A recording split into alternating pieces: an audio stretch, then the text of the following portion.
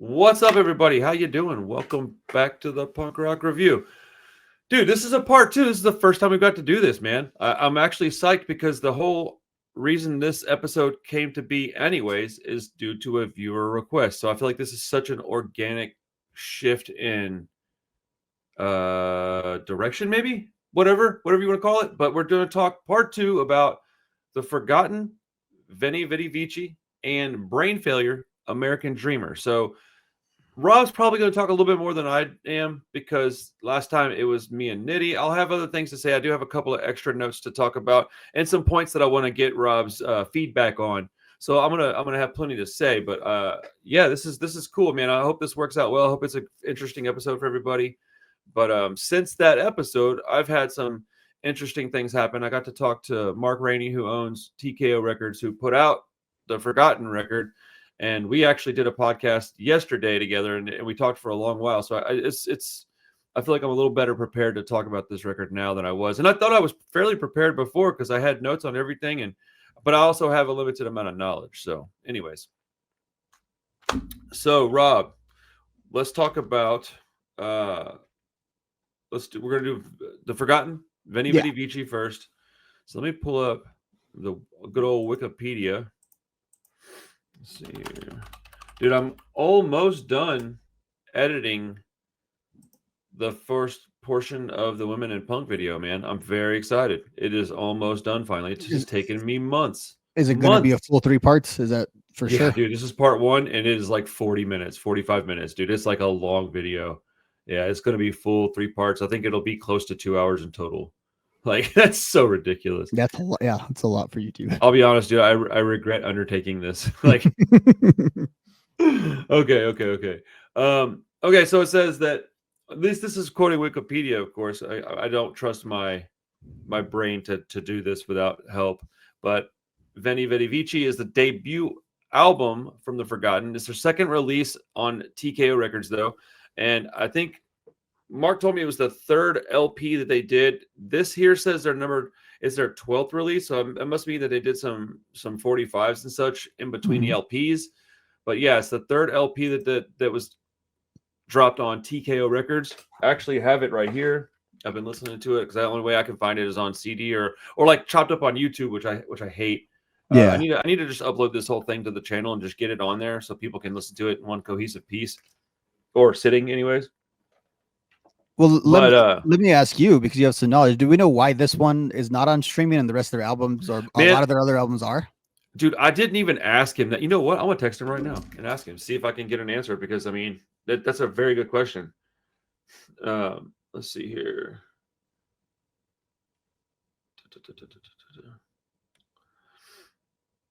Sorry. Being that we got him, as a right. as How a crazy is that? How crazy is that I could just text this dude and then he's like kind enough to text me back probably. Let's see. I completely, I should have asked him this. I was thinking about it when we were doing the first episode of this, and I didn't think to ask him last night because I was asking him so many questions about business and just like stuff that I wanted. I was so excited to soak it all in, but let's see. I bet it's going to be a crazy answer, or it's going to be something super dull. Like, I don't have the rights to it anymore for some reason.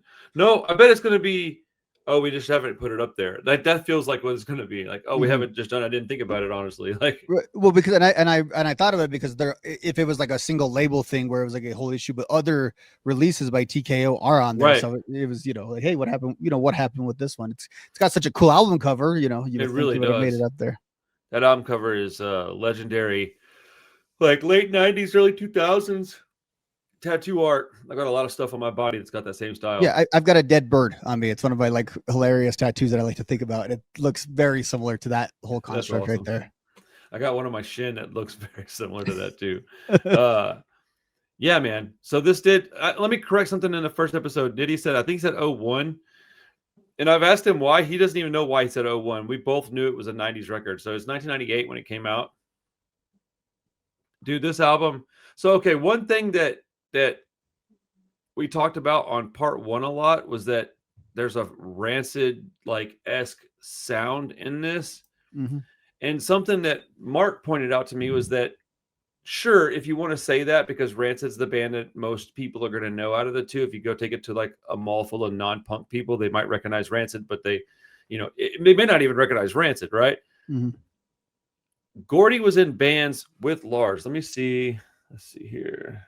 He was like the hype man in the Bastards, wasn't he? Yeah, but they were in bands like way before Lars was anywhere near Rancid. That's what he was telling me. He's like, yeah, dude, but the connection, like the Lars sound that is in this is not because of Rancid. It's because Lars and Gordy have been friends like their whole life. So I wanted to make sure and mention that. So let's see. Okay, as a matter of fact, right here, he says, and the cover art was done by San Jose tattoo artist Robert Clem, Klem, whose album art credit also includes Sleep's Holy Mountain album. That's crazy. Sleep is a big band. Let's see here. Some points on comments about the Rancid influence as we were speaking. As your co-host pointed out, Lars played in Slip prior to being in Rancid. That's the band that Gordy was telling me about when me and him talked, that Nitty brought up, and I was like, yeah, I've heard of that band now. And so what we failed to understand is that Gordy, Kenny, and Todd from the Forgotten, 3/4 of the band, were actually the rest of that band. So it was basically the Forgotten plus Lars minus one dude, right? So before Slip, Gordy and Lars were both in the Nowhere Men. It was a UK 82 influenced street punk band from the late 80s. So Gordy and Lars are essentially childhood friends who've been in bands together since they were teenagers. So like that's where that influence and sound's really coming from. I believe Lars produced this, I think. Yeah, that's what it says on the internet. Yeah, so I mean, so it's much deeper than just like, oh, these guys like Rancid. Now they do. Gordy himself was like, yeah, I'm a Rancid fanboy. I love that band. But I think he's being very humble because Gordy's influence on Rancid probably exists because he's been hanging out with Lars for so long. And it's all semantics. The Rancid guys are humble dudes. They're not going to go, oh, no, and I don't think Gordy would do it either. I've talked to enough of these people in my life now to where they're all such humble humans that I'm just glad he sent me this email speaking about Mark, because I want to know this stuff. And I want to know if I say something wrong. This is the problem with the comment sections, dude. Is like the people come in, they talk rude. They talk down to you. Half the time they're wrong. And it's like, no, dude, if I can get somebody with some actual information, please, by all means, correct me or enlighten me. Like, I'm cool with that. So he put, I'll shut up here in a second. He put Lars and the guys in the Forgotten all essentially come from the same family tree from one common source. These guys were contemporaries and literal bandmates. Yeah. He's like, LOL, calling any similarities a Rancid influence really doesn't accurately describe what's going on. And I think that is accurate. I think that's true. So, with gratitude, I relay this information to my audience. I very much appreciate him coming to the table and bringing some information. So I think, let's see.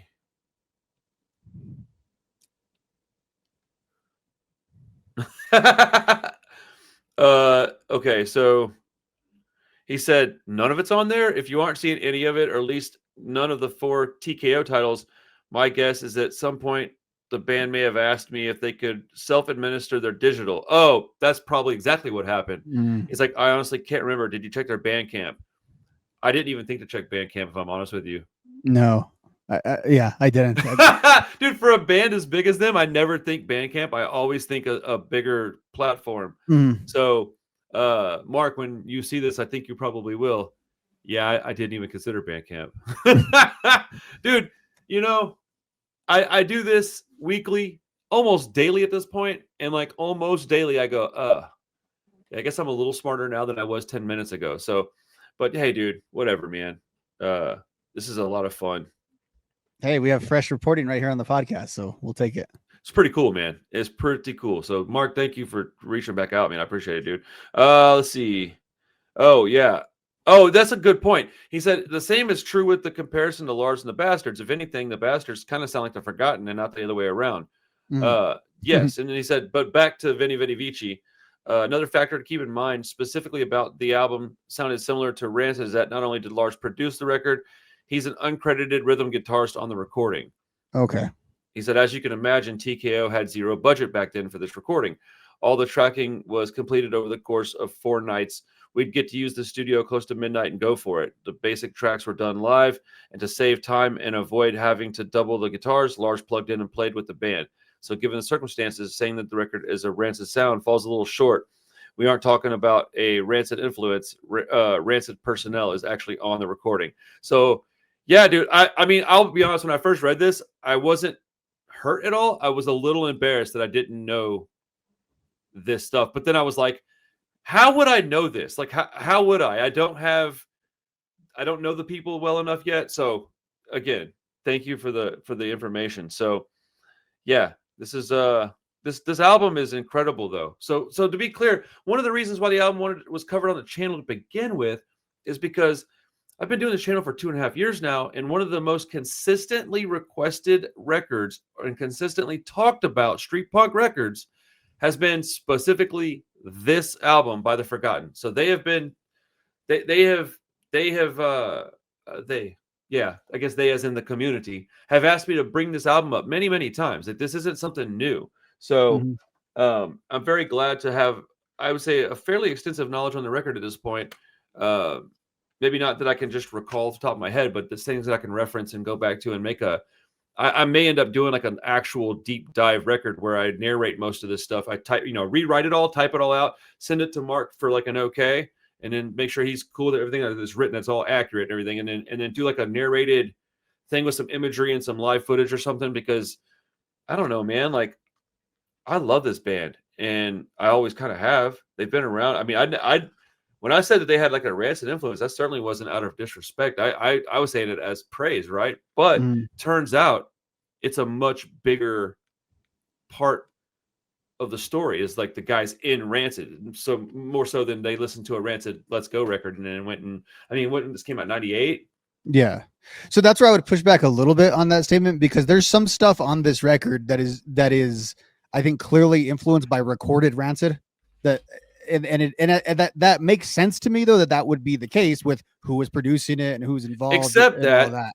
So I am certainly not going to push back on anything he's saying at all, mainly because I understand what he's saying about, like, yeah, Rancid album may have come out before this, but the dude that was influencing those albums was the guy that was influenced by these guys.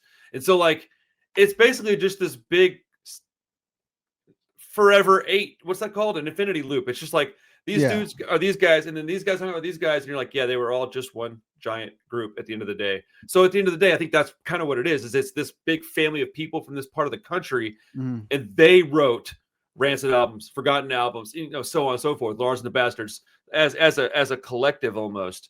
I would wonder, maybe I'll be able to talk to him at some point about either guy, Gordy or Mark, about I wonder what Tim Armstrong influences. This is Lars all over it, but I'm curious as to if there's any. See, and that's what I was speaking of specifically, and we'll talk about it when we get into the songs. But there's parts in this where I just felt like that was a very Tim Armstrong vocal delivery or Tim Armstrong style in this, because for the most part, I agree, and I kind of took this as like a Rancid side project. Like, I think if this was marketed a little bit differently, at one point this would be in like that kind of Rancid extended universe that we did that whole. I can understand that statement, and to the point that at some points I have wondered, and I thought that makes sense saying that he's an uncredited rhythm guitarist.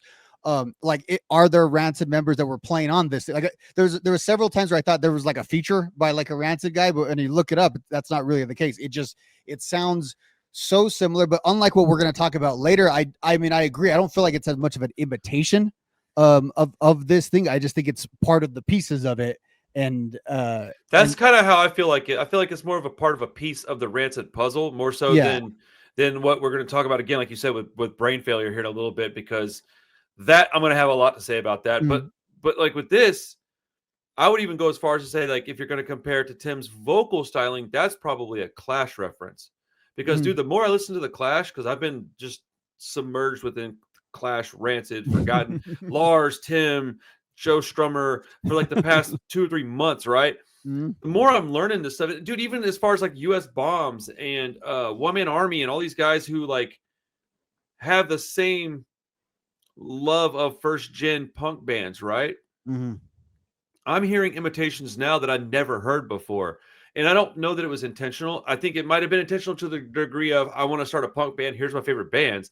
But I don't think it was like I want to start a band to imitate this dude. I don't think that was ever the case. But Mm-hmm. I do think I would love to pick Tim Armstrong's brain one day and just be like, so what is was there a definitive choice in your vocal stylings? Because if you go from Op Ivy to self-titled 93, as soon as Let's Go happens, his vocals are different. Mm-hmm. Like, and it gradually get more Tim Armstrong as they go along, right? Mm-hmm. So I don't want to go on a Tim Armstrong rant. We're talking about the forgotten, but so let's talk about the album. It's about 30 minutes. Was it 12 songs? I think. Yeah, it's quick. I thought it was an EP this entire time for some reason, but you know. Okay, full that's 12 disclosure. songs. Full disclosure. When it was brought up, by the viewer, my remembrance of it was that it was short. I also thought it was an EP because I hadn't heard it in a while, and I grabbed it and put it on. I was like, oh, it's 12 songs. And I was like, but I'll tell you this, my favorite kind of albums in the world are like 12, 13 songs, 30 minutes or less. I want every song to be 2 minutes or so. I don't need any 5-minute songs. Even with the Rancid stuff on like Life Won't Wait, I got a little tired of some of the song lengths. I was like, bro, come on. But yeah, I want to hear. I'm going to pull up my notes on this album. While I'm doing that, I want to hear your kind of feedback on song by song if you have any. Yeah. So like I said, it's funny because I have most of my notes, and for what we're going to talk about later, are really just in contrast to the things that they sort of sound similar to. So I realized that as I was kind of going through these, that I evaluated it that way. Because when we started out with that first song, On Board, if you would have told me that was a Lars and the Bastard song, I would have taken that as, yeah, that makes perfect sense. And I think that is exactly what you were hitting on. And I think that would have been I knew the chronology of it, but like I would have assumed this band most of all was influenced. If you and I started a band in like 2003, I feel like this is what it would have sounded like.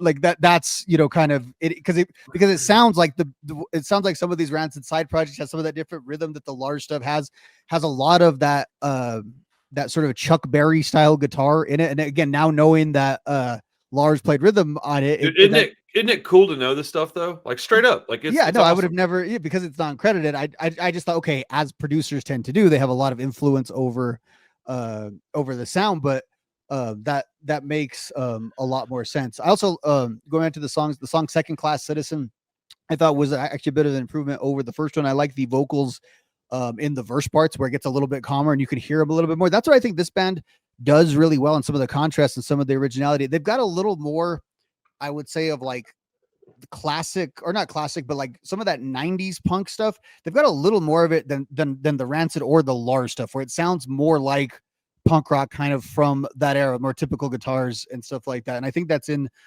throughout this thing. And I like a lot of parts though when they lay out and the vocals is just the vocals. Going into Won't Stay Long, you could have told me when this song started that it was like a Misfits type of song. Like that's where it hit back, and it was almost like a Graves era Misfits song in the way. Oh, I can hear that a little bit. Yeah, for sure. And then I go into the song Stand Alone was actually the song where I felt the Tim kind of influence on there. And at the beginning, the way the vocal delivery, again, like you're saying, I think you could argue that that's also like a Joe Strummer. So yeah, what's your delivery? Thoughts? I'll respond because I have a response to this. But I would say, I don't know how that filters through, but I would say if I was putting on a binary, does that sound like Joe Strummer or Tim Armstrong? I would still vote Tim Armstrong if I was voting on who that most sounded like.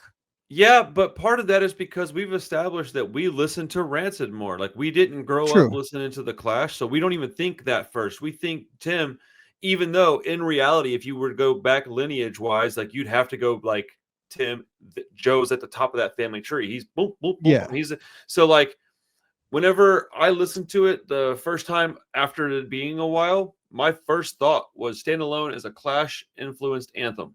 Opens up with guitar and vocal part that is more singing than a yell. The drums come in, excuse me, and add a bit of diversity to keep it from getting kind of stale. By the time the rest of the music kicks in, you can just see a crowd going nuts for this song, dude. Very mid-tempo. It's an anthem, dude. It's that one that kind of like maybe if it gets you to take a break from circle pitting to like pogo and like sing along, and then it's like after that song rings out a little bit, goes back into a fast song, you know, like, but I thought Clash, but dude, I've been listening to a lot of the Clash the last couple and if we're talking about, well, this is Rancid, this is Clash, we're really splitting hairs now between degrees of a very similar sound. Also, we should right. Oh, dude, like, especially now that my mind has been open to some things, but like, and let me be crystal clear to anybody's watching this. Anybody, man, like, none of this is said with any disrespect. We're just talking about the record. Like, if I'm trying to get facts right because I've been given the facts. So I'm trying my best to come at it from a factual perspective, which I didn't have the ability to do the first time around. So I'm just grateful for that. But like, some of these people on the internet, man, y'all have to calm. Well, you know what, dude, I say that because I just want people to be able to have a good conversation. But like, you know what, you want to come in and talk crap, go for it. It helps the algorithm. But like, I'm gonna ignore you or block you if you're very, very rude. Like, people that come in and say like borderline, like racist type shit, don't even entertain it, man. I just blocked. Like, you come in and saying something super gnarly about somebody that I know or somebody that I care about, blocked. Like, I'm just not doing it. I'm not fooling with it. So my point is like, it's an opinion, man. That's not that serious. Like, I don't know. I could already hear people getting riled up, but it is what it is. That song "Stand Alone" has a really cool when they go into the "F the Truth" part, and they do it twice. And now that I'm looking at my notes, that's what you were talking about with like that build-up part. I had that too. I know what you mean. Like, so if it's an outdoor show, it's always the thing they play right when the sun is setting, right when you're about to kick in, or like 3/4 of the way before you're about to get through like the songs that everyone really knows. Like, that's the song you play, bring everyone down a little bit and get them excited. Yeah. Speaking of getting excited, how about Fists Up? That was a great song. Yes. That might be the best one on. That's in my upper contention of good songs. Now, this one, I actually would have liked to have seen a band like Rancid take it on. Like, I think this is a song Fists Up? Yeah, they could. I like it like it is, man. I'm sure. Because here's the thing. How much have you, okay, so let's say 15 years ago, did you have forgotten albums in your collection or no? No. See, I did. So like, all these songs to me, like, while I understand the Rancid comparison and I made them myself, I still hear them as forgotten songs. I like this band a lot. I got to see them play, I think maybe once, maybe twice. I think it was just once though. But like, yeah, dude, I mean, of course I would love to hear Rancid play every song I like, and I would like all the bands I like to play Rancid songs. So I'm also standing on both sides of the fence here. But like, I love that song. And the bridge and the drum fill are like so fun. Like, I have the part where it's just the guitars and the vocals, and they're just doing like I think they're going back through the chorus, but it's building up into the bridge. Eventually the whole band comes in, but it's just the guitars and the vocals, and it's just like you talk about like song arrangement and stuff like that, just put together really really well. I have nothing written down for Right. I don't remember there being a bad song on this thing. I just didn't note anything on it. The song "Stay Away," the first vocals, and this was interesting. It sounded like almost, I thought like a very Lars in Rancid kind of delivery. Like, a lot of the other stuff that I'm saying sound like Lars. Sounds like a lot of Lars and the Bastards, which obviously, I mean, he's the whole singer of that band, so a lot of that trickles down. But I thought it's actually very much Lars and Rancid on "Stay Away." And "Stay Away" had a good, not a blistering pace, but a real consistent pace to it that I really enjoyed. And then my other really standout one on the record, as I have song number 9, "Imposter." I really like that song. And that's one that I noted too, had more of I would say, in the way that a lot of stuff in like the Rancid universe always sounds a little bit retro, always sounds like a little bit from the past. I feel like "Imposter" and a few other songs have like a DNA of just a little more contemporary to what this was at the time. And I think that song is a very good example of that. And I think the closing to those albums, I had all these as very solid songs. "Class Separation," I like the woo, the real chanty kind of start. Oh yeah. "Cheated" is another song I thought there was like, I almost felt like a Rancid 2000 vibe with some of the vocal delivery on "Cheated." Specifically, I thought it sounded like Tim on Rancid 2000 in the way it was like that werewolfy lyrics. And then "Shot Down" I thought was a great closer with a lot of different things on it. It's one of those songs that had a lot of different like build-ups, and I thought at points it was epic, at points it was fast. It's also a song that I thought had almost like a Social Distortion kind of vibe to it in the way There's it a couple was. of songs like that. Yeah, and I think like that's sort of the way that that Mike Ness kind of present like a real dramatic kind of punk rock presentation that he does. That's a great description of Mike Ness, dude. Dramatic punk rock. Yeah, it is, right. It's just like, dramatic punk, but like not you know what I mean when I'm saying it. But yeah, I mean overall, I'm like mad, not mad, but I am. I'm disappointed that I didn't find this sooner, and I purposely didn't listen to anything else because I didn't want it to cloud what I thought of this album. But like, there is no reason, like, if this would just been packaged to me in 2001, which I don't know how I didn't see it. Like, I totally would have been into this. This is right. There's so many bands that I missed because I just didn't get to them. They didn't make their way to me. So like, I'm really glad to hear you say that though. I was wondering if you were going to love this as much as I do, because I've been a fan of this record. I didn't get it when it first came out. Like, I'm not going to sit here and act like I did, but I probably had this record in the early 2000s, 2001, 2, maybe 3 at the latest. Pretty close. When I got into One Man Army, I probably got a hold of this too at the same time. As far as some of the songs you're talking about, Stay Away, I put that it might be my favorite song on the record. It reminds me of not only Lars and the Bastards type stuff, but there's a bit of One Man Army floating around in that one. And then realizing that the first TKO release ever is One Man Army's Bootlegger Son 7-inch. When he told me that last night, I didn't even realize that was on TKO, man. I have that. Like, sometimes I don't look. I just grab an album I want and I buy it, right? So I felt pretty dumb but I was also kind of excited to hear that. Class Separation, another fantastic song. Oh, Johnny has a bit of Bouncing Soul sound. Instead of it being a story about a rad dude named Johnny, it's about a fraud, right? It's really good storytelling. Like, I feel like, look, dude, I think that some of the guys. Oh, so one thing that we talked about last night with Mark and I was that there's a distinct difference between East Coast and West Coast street punk.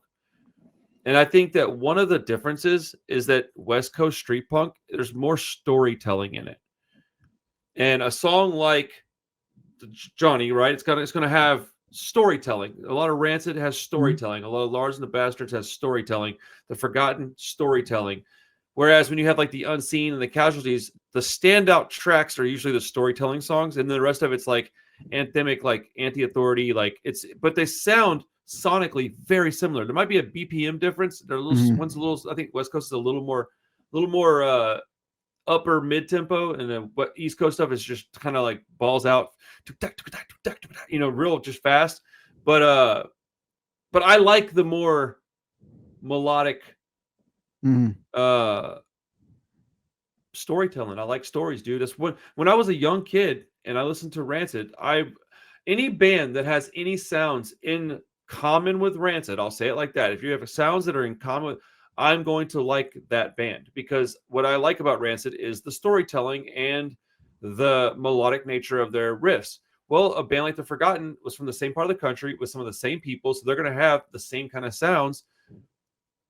It's perfect for me. Like, this is exactly what I want. I wanted more Lars and the Bastards. Well, I can't have that, but I got this. It's all in the same family, dude. If this is on my record shelf, these are all going to be one line together. Like, nope, this is my Rancid family tree here. I'm gonna have the Distillers in there, probably. I'll have Interrupters in there. It's cool, man. I'm gonna have all kinds of bands that I really love in this one little group, and they'll be alphabetized, and I'll be able to find them within that little section of my collection, right? I think Stay Away may be my favorite song on the record. Class Separation is another good one.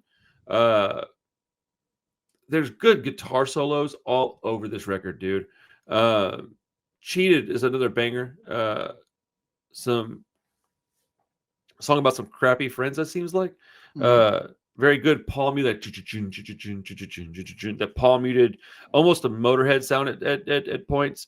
Yeah, dude, this is just a great record, man. I don't have much else written down other than that. I think I deleted something by accident when I was texting somebody, because I had a couple other notes that I'm pretty sure I had, but it's all good, man. Shot Down's a great closer. Dude, I don't know. This album is like 9.5 out of 10. Like, there's very little that they could change on this. Like, honestly, they could even go more into the like Rancid-esque sounds with a ska song, and I might have been like 10. But like, I say 9.5 because it's almost impossible to get me to say 10. 10 is reserved for like And Out Come the Wolves, Let's Go. Like, even my other favorite Rancid albums don't get 10. 10s are for like songs where every one of them is like a classic, like an absolute Yeah. Like on Out Come the Wolves, I can't really once I understood what Junkie Man was about, that was the only song that I didn't care for a lot. I love that song now, and it's weird because my whole life I didn't care for it much. So 9.5 is probably the highest grade an album can get outside of every song is a classic. Like, let me think of another 10 out of 10. Like, 10 out of 10 albums are rare, man. Like, shit, I can't even think of one, dude. Like, off the top of my head. Maybe, probably Dead End Stories by One Man Army. Stuff like that, where it's like every single song, I like every one of them. I know every word almost. Like, Let's Go is another 10 out of 10. Mhm. So it's rare to have 10. But 9.5, man, if somebody's pissed about that, then kick rocks, dude. I don't care. Like, Yeah, I think 9.5. it would be very disingenuous of us to have talked about all the other fandoms that we have, and then to come on here and be like, I really don't like this, or I don't care for this. Or it's not How weird would it be if you were like, it was all right? I'd be like, damn, bro, did you listen? I'd be like, hey, was it this record you listened to? Like, are you sure? What were the songs called? I'd be triple checking you, dude. I'd be, and when I listened to both of them, shoot, I listened to them today too, man. I just didn't have time to sit down with them, but I listened to them today as well. And I literally thought, like, man, I hope Rob's having as much fun listening to this as I am. Like, because we don't, dude, it's hard to get the stuff we love and to have it good. There's another handful of bands out there that quote unquote sound like Rancid. I'm not going to even drop names because I think it's rude, but like there's a few of them out there that they're not good. And so it's like we've got some other stuff, but when we have something that's like literally part of that family, so the influences aren't even influences, it's just part of that community. Yes, please. I want more of it. So, I'm anxious to see what the Forgotten Dudes come up with next. So they're still active in it, like it's. When I talked to Gordy, he said they're doing something. He was pretty vague about it, but he was pretty clear that they were doing something. So I don't want to put words in his mouth. I don't know if it's going to be like a single or an EP or a full length.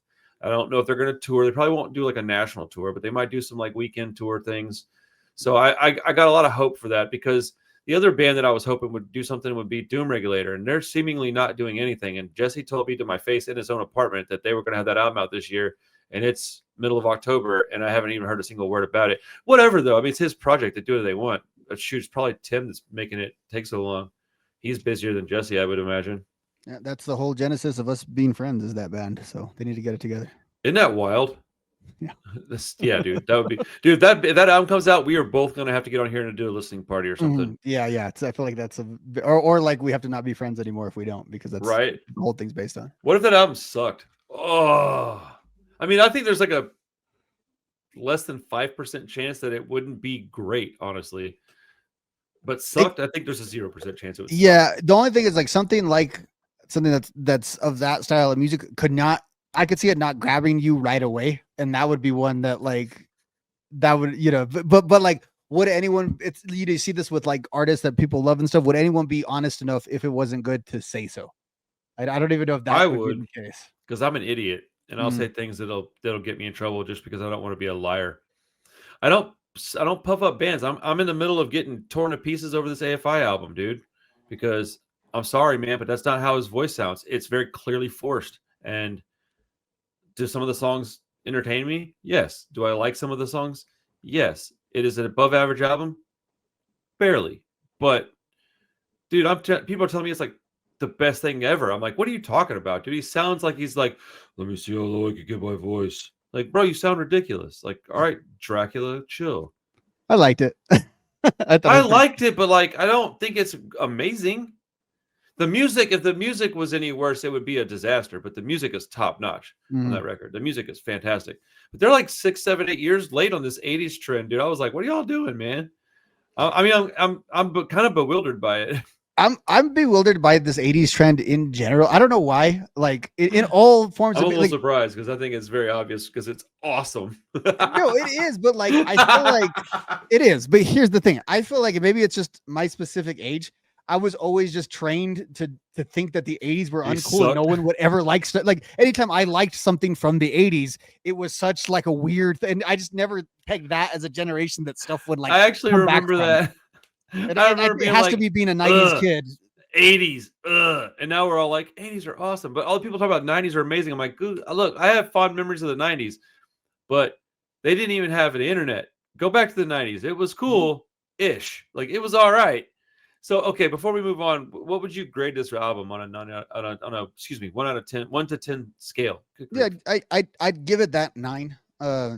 It just the only thing I would downgrade it on is that it didn't find me sooner. Like that's the only thing that I have right, dude, against it. So that's and I can't really hold that against them. So. Do you have a CD player at home? I do. Oh, I'm gonna get you one for Christmas then, dude. Like I'll get you a copy of this for Christmas. Oh, nice. You want a copy to have at home? Because I love listening to it on my CD. It sounds way better. Actually, right now the CD player's transitioned to my office at work. So I love that. That's been the thing. Cool. I actually have a couple CDs that I want to send you anyways. I wasn't sure if you had a player, but we did the Poppers tape on CD finally. Oh, nice. Yeah, it came out real good. So, and then Petty Treason, I got bullshit. I've done 3 CDs, dude. CDs are doing well. I have a whole thing with my CDs where I go to this one shop in town and I only buy CD. They have tons of CDs, but I only buy from their used rack because it's like 6 something or whatever. Yeah, so I mean, honestly, why would you not? Yeah, I just go every time, and it's like if it's something. So I have a lot of like random stuff that like doesn't even make sense, and I love because I'll just pick 3 to be in my car, and like that's what's in my car for like a month. That's fun though, dude. I get like I bore into like those albums. I really just I've been having a lot of fun with CDs the last like 6 months. I have a bunch of CDs that would surprise people. Like I even listened to Alanis Morissette's Jagged Little Pill. Mm-hmm. I'm working on this Women in Punk stuff, right? That's the one album that I was like, man, I haven't heard that in forever. And I played it and I went, oh, I have to own this again. I forgot how good this was. And I went and bought a used CD somewhere, like you said, it was like $5-6. And I just bought it. And then ended up buying a couple more that I found so I could bring them into my store. They already sold. Like that album's fantastic, but you won't think of it if you're on Spotify because you're usually like, what Spotify's telling you, like, here's your punk stuff, and you're like probably looking for a punk album or looking for one to research or something. So it's pressure for some reason. That's the thing. I think about this like on the way to work all the time, but I only have that many minutes. It's like I should be excited that I can listen to whatever I want to fill that time. And instead, I have so much like anxiety, I think, because of the algorithm of what's going to be the right thing, or should I research something, or should I? And then I end up like searching and not liking and skipping, and then I get to work and I'm more unsatisfied. You know what I started doing that like. Look, I understand the people's problems with Spotify. I'm trying to come up with a solution to it myself. I'm trying to decide what I want to do. My kids use it, so I'm a little bit more hesitant. If it was just me on there, I think I would have already given it up at this point. And it is what it is. Like people can be as mad as they want. That's fine. It's what I started doing is I have like the punk rock review playlist, and it's like, dude, I don't know, 2,400 songs. It's gigantic, right? It's just like going to the internet at this point. It's just like, I don't even know where to start. So I started one that's just called personal playlist. If I listen to like, let's say as an example, not every song on And Out Come the Wolves is on my personal playlist, but the ones that no matter when I hear them and how many times I hear them, I'm going to be hyped. That half of the album is on my playlist. And then there's like, I don't know, 7 or 8 songs off Let's Go. There's a few off every other album. But it's the one that's like just the heaters, dude. And like, I would like to have a few forgotten tracks from this album on there. That'd be great. There's a few off the Brain Failure album that are on but that's when I can't think of something. If I give myself like 5 minutes, if I'm in a car for like 5 minutes and I can't figure it out, I just go to my personal playlist. I hit shuffle and I just go. And if I have to skip a song, fine, that's fine. I don't really have too much though, because it's a much more curated, much smaller list. It's only a couple hundred songs total, I think. Yeah, I understand the anxiety there. I hate searching for. It's just like looking for a movie to watch at night. Okay, well, I need an extra half hour because it's gonna take me that long to find the damn movie. I go back between that or like I get on YouTube so often that I realize like, wait, I need to actually watch some content that I'm watching the content about at some point, because I realize I just spent 3 whole days watching like video essays on movies, on music, on TV, on sport. Like, hey, how about I watch any of this content and form an opinion of my own for a change? Dude, I have fallen into that myself, like recently, like kind of like right now. Like, yes. That's where I think music does come in, and where the physical media has been, I think, helpful is like, so it's like, no, you don't, like, we're so immersed with language. Like we're doing a podcast and everything's talking. And there's all this like focus we have on this stuff. Sometimes you just need to listen to music. You just need to hear stuff and absorb stuff. And we're all too distracted. I don't know why I'm old man yelling at cloud for our modern world today. That seems to be my role. Somebody said something about, hey, that's cool, man. I'm glad you're going to get to go out there. Who's Rancid again? And I said they're a Brit pop band from the 80s. I'm just going to see if I can confuse my friends that aren't into punk. I bet you, like, without that much effort, someone who really knew their stuff on Pro Tools could like remix Rancid and convince people that it was like a Britpop. Oh wow. You know, like a band that came off of like a two-tone ska or something that did their thing. Oh yeah. You just take like the edge out of some of their guitars and stuff like that, and Man, spice up the vocals a little. you can do some cool stuff with music right now. Like I still like my 4-track shitty sounding demo tape stuff, but like I really appreciate a well-made album. Like, yeah, like that band Homefront, their latest like offering, it's just a single right now, but like I can tell the album is going to be, I don't know, big. It's going to be like not big as in like sell a lot. It probably will do that too, but like it's going to be a piece of art that in like 10 years I'm going to be like, man, I remember when that came out, dude. That was such a good record. Like I'm going to have one. I can tell, man. Shout out Graham from Homefront, dude. I'm like the luckiest dude in the world. I'm glad I reached out to you one day a few years ago, because I wouldn't even be doing this shit if it wasn't for that. Yeah, I had a wild hair at my ass. To think about, yeah. Dude, I just had a wild hair at my ass. I got tired of talking about hip hop because I don't like it anyways. I don't dislike it, but I just don't like it. And I was like, oh, this guy seems cool. Maybe he'll talk. And then you were like, yeah, I'm down. And I was like, hey, I got a slightly bigger channel. We should try to do this more often. Maybe it'll help your channel. I was trying to like maybe see if I could help siphon some people to your channel. And then I just went, oh, I like this way better. Screw that channel. I just like let it go, dude. Like I still get messages like a week ago. I got one like, hey man, I went to your channel and everything's gone. I'm like, yeah, sorry, dude. Like I just that community burned me too many times. I didn't delete it. It's all there. I just put it all private. That's funny that people still reach out. That's pretty amazing, actually. It's because on the internet you lose stuff. Like if it's not what we're just talking about, if it's not in the front of you, you sort of forget about stuff. Like yeah, it's humbling. People don't post for a while. You just forget about it. Well, what's weird is that I forget about my own channel. They're like, hey man, I was looking for your little peep reactions. I'm like, bro, I haven't thought about a reaction in years at this point, dude. I haven't done a reaction, dude. Like it's been like 2 or 3 years. Like I don't really do reactions. I do reviews. I'll do like an album review. I don't put the music in there because I can't. Like it's interesting, man. But the reaction thing is still a big deal, I guess. It's wild. Let's move on. Yeah, I don't get that one at all. I only get it because like I watch movie reviews and I feel like it's just a short version of that, except that I don't understand like the reaction guy having a following, and then like if that guy says something you don't like, now you cancel him or like ratio him or something. I don't understand that. Like I don't understand being like, oh, this guy's a reactor, but he didn't react the way I wanted him to, so screw that guy. I don't understand that. I don't get it. Because I'm always like, oh, that guy didn't think the way I think. Well, okay. Like stupid. I'm just like on to the next video, dude. I don't care. Like it doesn't bother me even a little, but you know, whatever. All right. Let's talk about a couple of Asian homies. All right. Let's see. Boom. All right. So this actually. Oh crap. Let me pull up the wiki.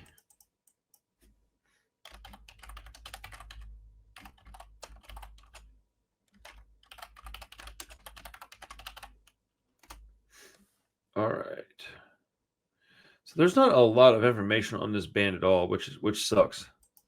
And like I think that's part of when I tried to look up stuff about him. Part of that was even like noted in the in the research about them. How there's a dispute about their origins and all kinds of stuff. Yeah, so I think what we'll do is we'll just kind of talk about it to the best of our abilities, because I don't think there are a lot of. I can't remember what Nitty and I started talking about. I think we just talked about the music mostly more than anything. But so yeah, was it 2005? 05, yeah. 2005. We get a 77 punk rock classic from a freaking band from China, dude. Brain Failure brings American Dreamer to the table. And boy, I tell you, if you were just itching for some Clash, I don't know, give them enough rope, or gee, I don't know, and Out Come the Wolves, and you wanted some B-sides from those albums, and you didn't mind if they had a slightly different accent. Boy, you got it here. Bro, I love this album so much. I bought 2 copies of it today. I bought one one of the original artwork because it's got different cover on it with it like an Obi strip, and it was like $30. I had to cough up some money for it. Then I bought like a copy I could keep at the store that was like the cover I knew and was familiar with. But dude, Had you ever heard this album before we talked? So no, I thought I knew of this band, but I think I was thinking of High Standard from Japan. So I don't know. Like I thought I knew of, but it's no. This was all pretty like new to me. Dude, you want to know what's Whenever we went funny? through it. I have the complete opposite. I thought I knew High Standard, but when I got to them, I was thinking of this band. Okay, How well, funny is that? two Bro, dumb Americans don't that's know the difference between the one Japanese and Chinese band that they know. well, this band I did listen to back in the 2000s Mhm. because I can't remember if they toured here. Dude, my memory is so foggy. I think I saw them play at Fitzgerald's. I can't be 100% sure. But I remember when this album came out because it was a big deal because they were Chinese. And it was Mhm. like, yo, it's something Nitty brought up to me that I never like thought about. And we'll talk about it more in detail, I think, here in the coming minutes. But I'll say it like this. Let's talk about this first and then we'll talk about the songs. Mhm. So I said the following, and then I'll tell you what Nitty said, and I want your response to it. I Okay. said, they like the style and lifestyle of American and UK punk, but I'm not 100% sure that they 100% understand it. But I Mhm. know it's got a special meaning to them.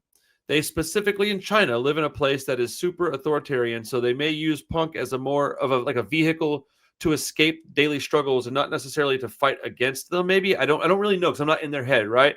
And Mhm. I don't say this to be disrespectful. I'm just speculating here. I don't know if I'm articulating all this right, but it still means just as much to those people, no doubt, right? But I think it just comes off as a bit different, man. Like they're doing it for slightly different reasons, uh, but it's just as important, right? It's just about perspective, and I think their perspective is a little different. And then Nitty was like, "Yeah, dude, in China, you would go to jail for writing punk songs," and I was like, "I never really thought about that." Yeah, so they don't have songs that are like F you. It's like let's go out and fight at the bar. Mhm. When really it's a what's that called? When you describe something using other words, it's called Like an analogy or it's like an a analogy, right? You're saying it in metaphor. like Yeah. a metaphorically speaking, you're Mhm. talking about a fight at a bar, but really the bar is the authoritarian government, and Mhm. yeah, they're the rednecks, you're the punks, and so like, so I'm thinking that maybe I just completely didn't understand that they were going to do it like that. I do think he had something about. I think that meant something. I Mhm. think he had something going with that idea. Is that they were probably actually talking about what you think they were talking about, but they couldn't outright say it. Mhm. Me being the dumb American, I just never really understood that because they say things, and also there's some stuff lost in translation. There's gonna be, but like, bro, this band is amazing, amazing, dude. Yeah, they're so good that, and I'm still not fully convinced of this, but if you told me that they were like industry plants in China, I would believe that. And that's not even an insult on them. It just because it also sounds very like almost a perfect record in the vein of the stuff you and I like. Like again, Yes, so the last thing we talked about for those who watched or listened was the Forgotten, something that sounded very much like and comes from the same like universe of the Rancid stuff, of the large stuff. This, on the other hand, like we talk about Ramones core, this would be like the biggest band if there was something called Rancid core. there That's what is this would be. basically. And it's interesting because like and it's from this time period too. It's not just like this whole hodgepodge of Rancid. This sounds like mid 2000s Rancid. Like there's parts on this where the vocal delivery sounds like stuff that hadn't even happened yet from Let the Dominoes Fall. Like it's that kind of like of the way that Rancid sounds. And I've gone all the way and thinking and how to take this because we're dumb, right? It's punk rock. So even if you and I rail all the time about gatekeeping and this and that, there's still the authenticity radar is just still always really up. And I didn't know how to take because I was like, is this just like how we talked about like the Donnas, who were the Donnas were just like performing the Ramones basically. And I was kind of thinking, is that what this is? This is just performing American punk rock, performing Rancid. So is it even worth investing in? Because like you were just like kind of we were saying, it's almost like you're just doing this novelty American act. And with punk rock, there's something like, do you care about the lyrics? Do you know that just means Right. something? No, And I don't know why it matters, but it just well, it does. matters because of what punk rock is at its core. It's not just a music, man. It's a lifestyle, Mm, dude. I literally get looked at when I go places in my neighborhood now because of the current state of things in our country because of who I am, and I am punk rock. Like people can say whatever they want on the internet about me. I don't care, dude. When it comes down to like feet on the ground doing stuff for the community, I don't want to pat myself on the back, but I'm active. That's my point. I'm active in the community, so I know where I stand, right? It's a lifestyle. So yeah, we want authenticity. I mean, dude, that's the worst thing in the world to be somebody like Erin Miklo, dude. Like, I don't want to bring her up out of like, but like that's a good example. She's inauthentic, which is why people don't like her. Like, if she's gonna not dye her hair and she's gonna not get any tattoos, that is a-okay. Then don't do the Liberty spikes and don't get a like don't dress like you want to do that stuff. I don't know, man. It's gonna sound super gatekeepy, but like I feel like my point is both stupid and makes sense. If you know what I'm saying, like it is kind of dumb, right? But it is important. It's important to me. Like, I don't want people like that around. I don't want people that are only talking to these bands to get clout, only going to shows to say you went. No, I want to reminisce. I want to write zines about it. I want to make videos about it. I want to talk about it more. I want to relive it over and over and over and over and over. I want to talk to these bands because they basically formed who I am. I want to talk to them so that I can go, oh, because also I'm going to sniff out bullshit. So if you're coming to me with some of that, then good. I'm done. I'll go to somebody else who's not inauthentic. But like with a band like this, I mean, basically in my comment, I was saying like I don't know what to think about this, but it's so good. I don't know that I give a shit. I don't think I care, man, but I also think this. I have it on pretty good authority that these dudes were exactly who they said they were. And that they were good people and that they were like down for the cause. So for those three reasons, and I again, very good authority. I have no reason to doubt it. So your curious questions, very valid. I say you have nothing to worry about on that front. This is a band you should embrace and enjoy. And I wish you would have found them earlier. I heard them a long time ago. I just didn't. I forgot how fucking good it was. Sorry, I'm trying not to curse these days, but that was I flubbed that, didn't I? I forgot how good this was, dude. Like, I just hadn't heard it in ages, and I put it on. And I was like, forgot about this one. Like, I think what it is too, in terms of how, in terms of the sound, is they just had a kind of. It seems like, and maybe because of the nature of the band, that they sort of had a lot to work with, and I think that's what I meant by where the sound is sort of situated, and there's tons of, like, you can hear lots of Dropkick Murphys on this album, right? You can hear obviously tons of Rancid. There's a little bit of Clash. There's a little bit of Fugazi that I got on there. So it really much has the feel of something like we always talk about how as punk gets further and further, it has more things to take from and starts transforming into this different thing. But rarely does the result of that sound like stuff that came before it. It's usually made to create these newer things. Whereas this is like taking the best of all these things that had just happened fairly recently and really just executing them very, very well. Like the sound of this album, I thought was just amazing for, and it's very arrogant to me for something I've never heard. Okay, it's gonna have great sound, but no, this has like amazing production. Like this has like really sounds better than most things I hear today. Yeah, it stood out to me the way that this thing sounded. And I think there is some talent, and we talked about this with Ramones Core, with making the stuff sound good and sound catchy when it's derivative of something else and making it sound original and sound like your own. Like there is a talent and skill to that.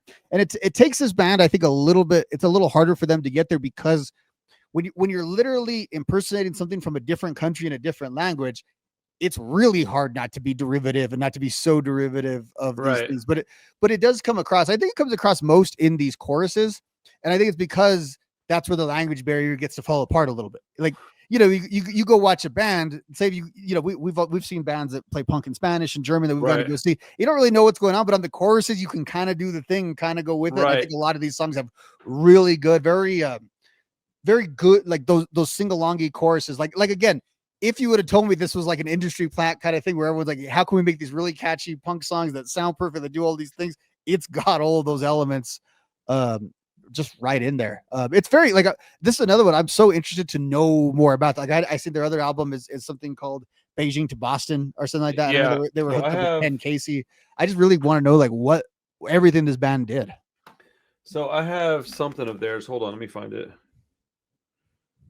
I've also got Keep the Corpses Quiet by The Forgotten, another really, really good album for anybody out there that's curious. That one is on Spotify, by the way. I just looked. That's a fantastic record. Do I have it here? Oh, yeah. Okay, here we go. Yeah, so this is the album that I think this is the first one that I heard by them. Let me double check. Yeah, so I heard them when this came out, and then I forgot about it. And then somebody reminded me when this American Dreamer came out, and American Dreamer is the one that really took them. Like, I need to re-listen to this. It's been a while. I haven't played this one in a long time. So, okay. What I find interesting is that you said you hear Dropkick Murphys in this a little bit, right? Mm-hmm. My initial thoughts on this are like, oh, this is just like Rancid Clash. That's what this is, right? But if I look at my notes, I put on here, this opens up with a crazy anthemic banger and lets you know immediately what you're getting into. It's fantastic guitar playing and production as well, which we've already just discussed. The very next thing I said, clear foundation of sounds from The Clash and Rancid, but I'm also hearing a lot of early 2000s East Coast, specifically Boston, punk rock. So like, my thought is like, oh, Dropkick, but then I look at my notes, I'm like, oh yeah, I must have been thinking the same thing. So I don't know what that means other than I guess we just agree on that. But yeah, this band is I want to see them play this album, but I want to see them play it 20 years ago. Mm-hmm. Excuse me. I want to see it when it was coming out, but I think they're still active. But I don't know, man. Like, I feel like to even make this music, this whole band probably for 10 years was just sitting around listening to the exact same albums that you and I were listening to. Mm-hmm. And then they started a band and they started writing songs. And that's exactly why this sounds like this. I think if I was in a band, it would sound more like The Forgotten. Mm-hmm. But I think I don't know if that's the right word. It's harder to do this, but like, it is. This is more complex than that was, I think. Yeah. I think these guys are very good songwriters. But I mean, I don't know much about China.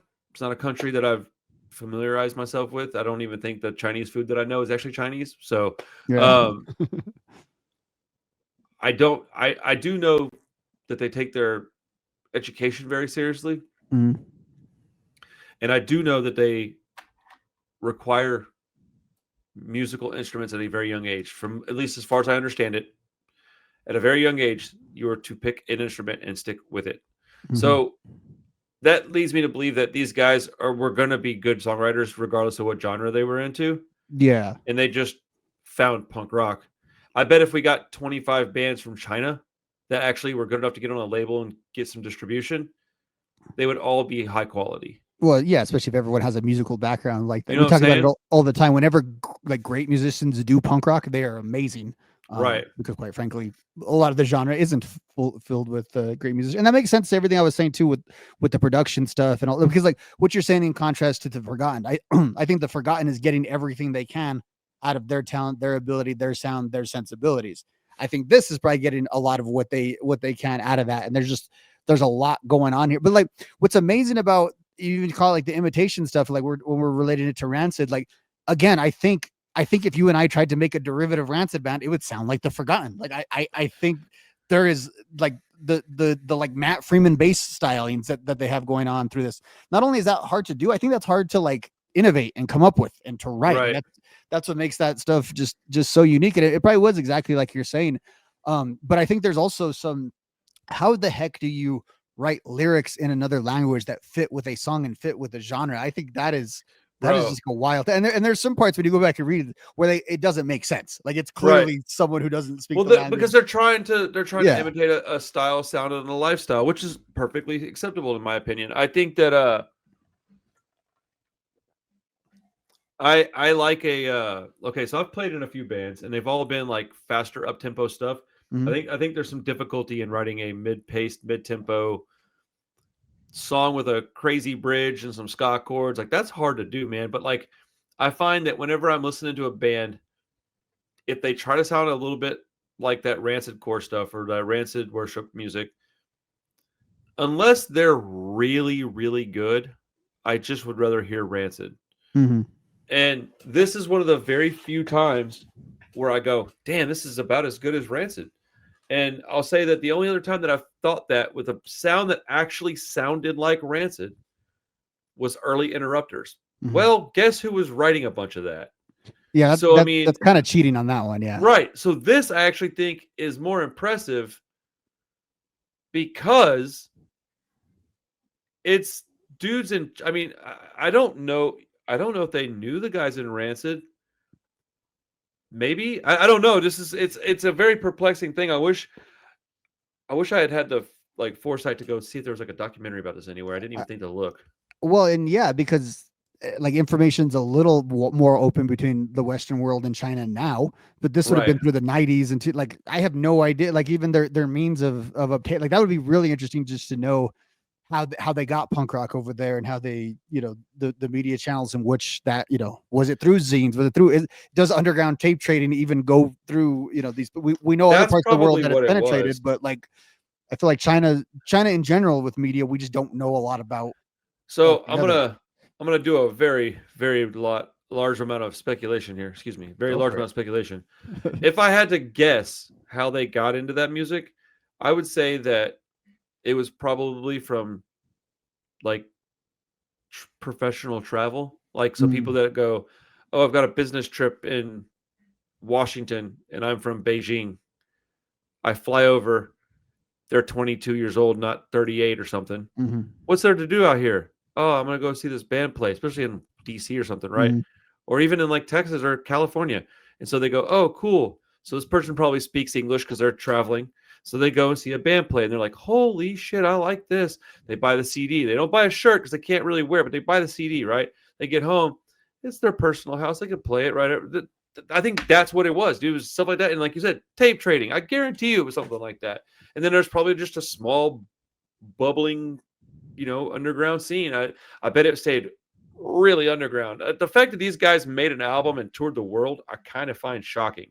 Like, I feel like they probably weren't too stoked that these guys existed, but they weren't playing. Their songs aren't overtly political either. They're like, if they are, it's all tongue in cheek almost. Like, Well, and then I wonder if is it like the case, and again, I'm gonna be what like if you understand a little bit of Spanish and you watch like just American television, there's tons of Spanish cuss words all the time when people are speaking Spanish on there, but that just don't get sort of they don't, you know, they don't trip the wire in that kind of way. So you wonder this thing that's sort of done in this other language, is it not viewed as subversive at all? Because I would think like a song like because there's a few of these that had a little bit of political, like sort of rebellious punk rock hold on. in them, and it makes me wonder, like, would that be allowed, or is it just sort of viewed as this American, you know, like cosplay thing that these guys are doing? So there's no real. I feel like that's probably what they think of it as, because like I know in Japan they are real big on karaoke. I wonder if they're into that stuff over in China. I don't. I'm not saying because they're Asian. I'm just saying I wonder if they're because they're from that part of the world.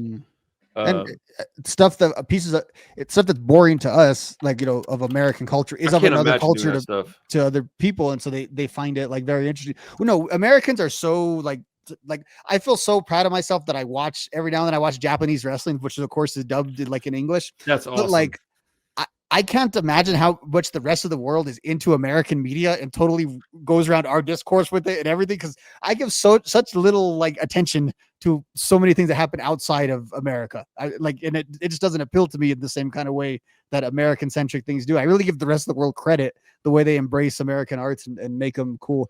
Punk rock especially, because normally this is one time where we're doing when it's foreign band with punk rock, I think we always assume that they come from like the harshest of conditions, because it seems like everywhere else where punk rock still like resonates, it's because it almost has to, because it has like a necessity in a way that it never quite reached in the more developed world. So I always assume when I hear like international punk, like these are the real things. That's what I always kind of assume.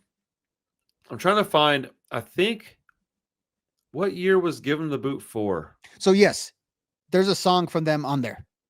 Okay. So they had to, what year was that album? It was this time period. It was like 0405, because I remember getting it like. So they had to know those guys. I wonder, I wish I had the album in my hand right now so I could look at the notes, the liner notes and stuff. So it looks okay. This one is saying that given the before. No, this one's saying 07, but that's not the case. It was sooner than that.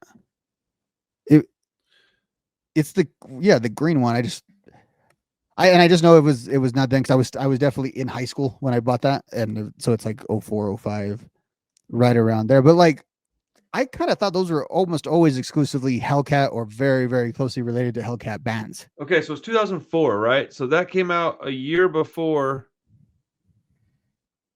the album we're talking about, right? Okay, so yeah, that's what I know is the song title. Yeah, and so you're talking about the opening track on this one that it's listed differently here. Wait, what? Because there's a song on here that's listed one way on Spotify that's listed differently elsewhere. It's the opening track. Is that the same one that's on? Oh, I don't know. The song that's on the comp is called "That's What I Know." Yes, and that's the opening song on this album. That's the same song, I think, even though it's titled different. Okay, interesting. So I wonder if if Rancid got wind of these dudes and they were able to like, I wonder if I could ask, I wonder who I could talk to about this specific subject, because I don't even know who to ask about this, because I think even Mark from TKO was like talking about how when he found out about them, he was like, a band from China. And then the people like, he heard it and was like, wow, this band from China. It was kind of the same reaction I had. So I wonder who I could get to like navigate that kind of conversation for me so that I could learn something about it, because I don't know. Let's see. Let me look up on YouTube and see if there's in my mind, I read I think it was something from like Punk News or something like that. It was an album review of this from 05. And I think they noted something with I think they're tied to Ken Casey somehow. I think that's the connection. Okay. But even then, I don't know how that connection got made, but let's see here. Seeing music videos. This is crazy. This is so cool though. Yeah, they have some really great. Yeah, Beijing to Boston. Was that a split maybe? Yeah. No, Big D and the Kids Table and Brain Failure. Let's see. They have a song called Fucking Disco. That's the kind of shit that makes me chuckle. Let's see. Yeah, I don't see anything. Here, check it out. Let's this some context. This is from April 26, 2005. It's on punknews.org. Okay. Let's see. That actually doesn't surprise me. Okay. Much has been made of Brain Failure's origins, and it's worth repeating. Formed in 1995, the band was one of the first to self-release a demo in China. Wow. They were a large part of the scene that revolved around Beijing's infamous Scream Club, with frontman Jiu Rong becoming somewhat of a stylistic pioneer for the nascent Chinese punk movement. However, if there are great tales of cultural oppression or state censorship in Brain Failure's past, it's certainly not evident in this record, although I digress. Most bios circulating online claim relative level of stability and economic prosperity in the PRC created conditions where a band like Brain Failure could exist, and that's likely closer to the truth. So more like saying because of like where they were in like their place in society, they were able to do punk. It's maybe more of the truth. Okay, now here's Brain Failure recorded their second album, American Dreamer, in Boston under the wing of Dropkick Murphys principal Ken Casey.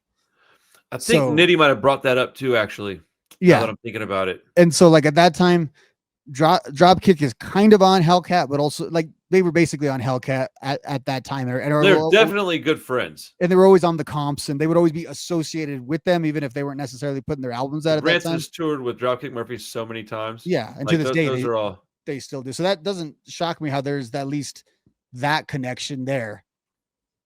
So they're definitely in the universe of everything else that we talked about. And that's so cool that they were able to do it so well. Can you imagine hearing this if you were Rancid? Like the dudes in Rancid, to hear this and be like, holy crap. That had to blow their mind, because again, I think like, yes, Rancid and The Clash sound very, very similar, but you can kind of understand where one ends and the other one begins. This would almost freak me out if someone could just replicate what I do to this. So that like if there's like a crappy punk rock podcast with two middle-aged dudes on there in like China and they're talking about this stuff, like I'd be shocked. Like that'd be insane, that would be amazing. Right? But yes, it would blow my mind. They're wondering if Rancid are legit or I want to listen to that podcast if brain failure was influenced by the right people. Man, it's an interesting conversation. It's probably a very amazing story. I would love to talk to these guys and just hear. I should go. Tell me your story, and then shut the hell up for like an hour. Let them just talk to me. You know. I feel like you have shutting up, but I feel like you have an assignment now, though. Like we need to get to the bottom of brain failure. Like that is. Yeah. I'm okay with that. I'm okay with that. I think that's important. Well, I think with all the looking around that we've done and we haven't been able to find much, it means that the story needs to be told. Correct. Yes. Like that band, The Hates from Houston. Mm-hmm. There's not a lot of stuff about them either. So they had this book came out a couple years ago, and it was like kind of done. I don't know if this is the right word, but like it was kind of done in a hurry. Mm-hmm. All right. So it needed to be rewritten or a sequel or something. So they basically had it. They went and rewrote the whole entire book, and it's like 200 and something pages now. And it's like, that needs to exist because there's not a lot of just information about them. Dude, in Texas, bro, the bands weren't. Very few bands in Texas were nationally recognized. I'll put it like mm-hmm. that. Where like, you had like the Dicks, Big Boys, and you had like maybe Crumb Bums. Very few, man. And I don't mean to short sell anybody that's from here, man. I love this place. But I think that band, they were around so early on that it's important that their stuff is being remembered. And I think that's exactly what this is. This is basically the Ramones in China. Mm. They're like the first band to do some of this stuff in that part of the world. Because if you're in China and this happens in 2005, you probably feel similarly to how we felt in 1977. Mm-hmm. Holy crap, look what these guys are doing. This is crazy. And then like in 2005 of all years, holy crap, look what these dudes are doing. This is crazy. Like it's awesome. It's so cool. Especially if there's a partiality to like classical music and that kind of stuff. That just has to be. And it's really cool that they gravitate towards a sound that we like, because mm-hmm. I'm going to be selfish and say I'd rather them be like this than like, emo or pop punk stuff. Like, and I'm cool with whatever, I guess, but like, it's cool that it's sounds that we love. Like when I heard this, that stuff's more replicable. This is harder to do. That's what makes this for sure.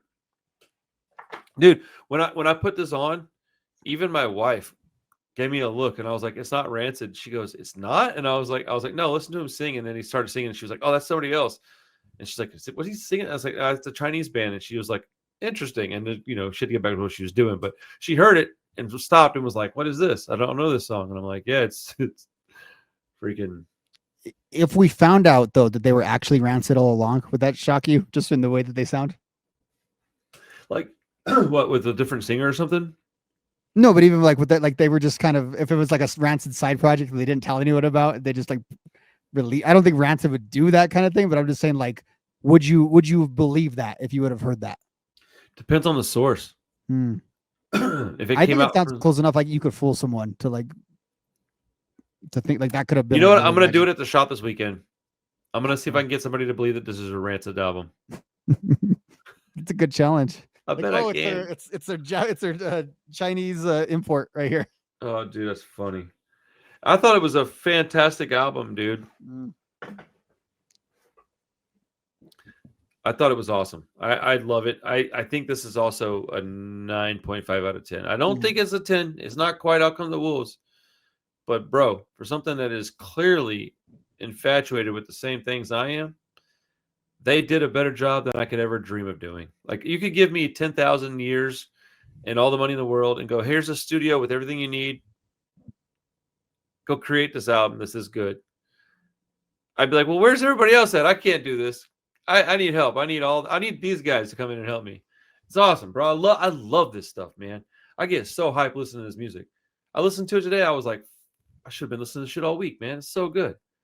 I had fun with both these albums because, like, normally I'm listening to stuff that I haven't listened to in 10 years and 15 years when we're doing this show and this and that. And it was all fresh, but it was all very like music you could do stuff to. You know what I mean? Like sometimes we're doing stuff I haven't heard in a while. I really have to sit and listen. All of this was very listenable.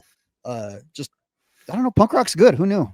Right. Hey, how did you feel when you played this album and it turned out? Because like I didn't want to say nothing to you about it. I just wanted you to listen to it, Mm. but I wanted to like preface it, go, hey man, this is like Outcome the Wolves quality, bro. And because I thought you'd be like, shut up, because why would you believe that? Well, I think if you would have said that, that would have been like, that would have it would have set the stage and been like maybe let down. But like, yeah, I wouldn't have believed you. That's what it was. You would have said it, and I've been like, okay, what does that mean? There's ska on it? You know what I mean? I wouldn't have taken it that seriously.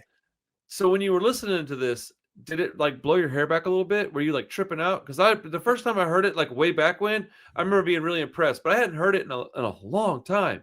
And when I played it again, I was flabbergasted, man. I was like cleaning the house and stuff the first time I put it on, and I just assumed as that there was a bunch of Rancid features on this. I just assumed it was like that kind of thing. There's a couple of parts where it sounds like Tim or Lars. Yeah, there's a song late in the album where he, like I said, and I don't remember which one, but it's kind of like there's like a domino. It's like the last song on Dominoes, and it almost kind of sounds like that. It's in that the same way where, like I said, it sounds like it's even recorded like Rancid. That's what blows my mind, is sonically how much it sounds like it.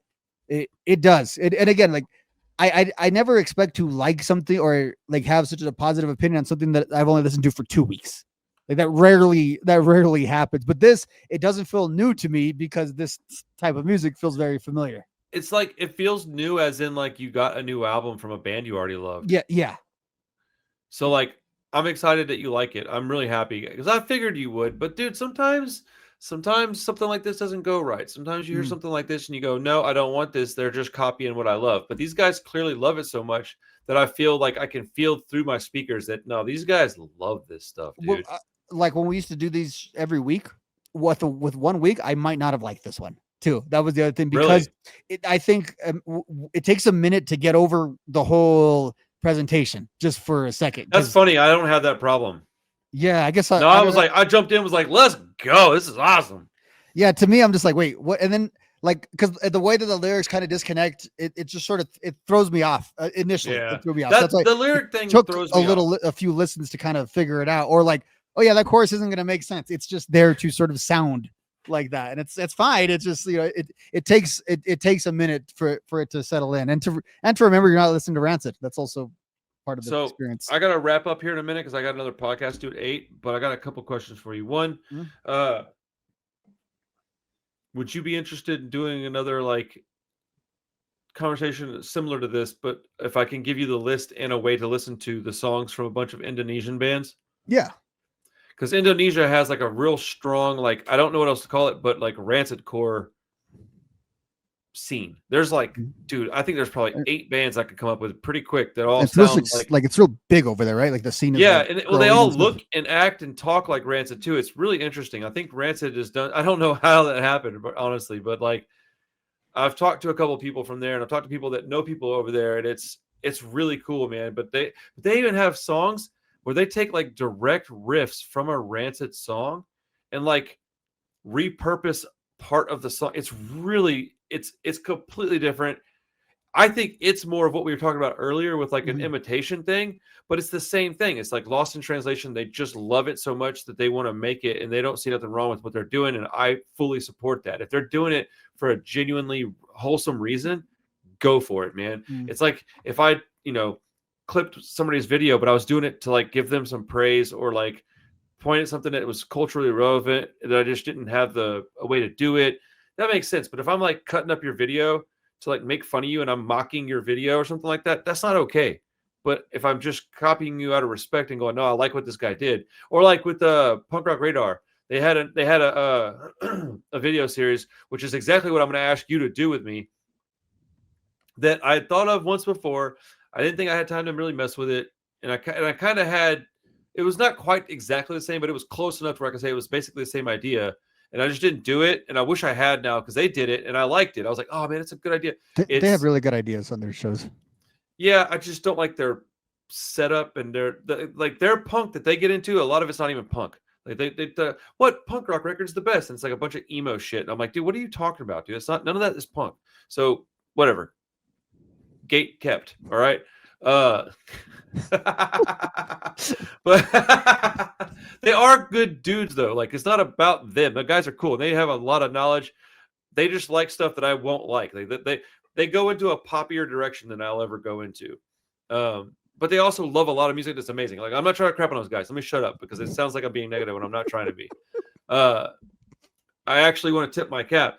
The great albums with bad songs. I was gonna do like popular songs that I disliked, which was my idea, but I like this version of that better. Great albums that have a bad song. So why don't you pick out 3 albums that have a song that you go, ugh, I'll do it too. We have a few weeks to do it, or 2 or 3 weeks to do it. What do you think? 3 and 3? Yeah, I love that.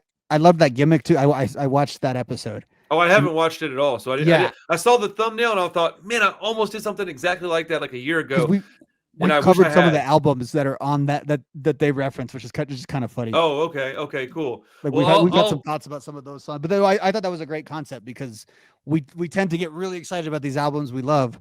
So let's point out like their flaws. I think that's And so I was really bummed out when I saw it because I did feel kind of jaded. I was like, oh man, I had an idea so similar to that. And I should have done it.